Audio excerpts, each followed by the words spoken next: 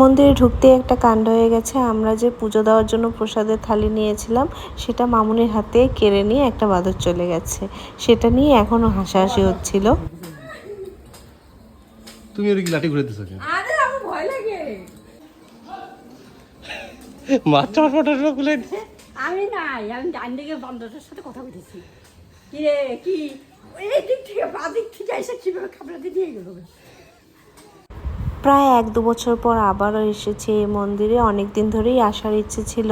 বিয়ের পর ভেবেছিলাম দুজনে মিলে পুজো দেব এই মন্দিরে এসে। যাক, ফাইনালি আসা হলো শঙ্কর জন্মদিন উপলক্ষে।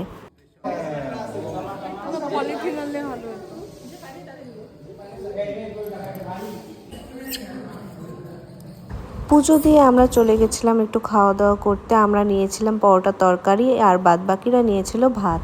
এরপর আমরা চলে যাব স্নান ঘাটে। আমার যে সকল বন্ধুরা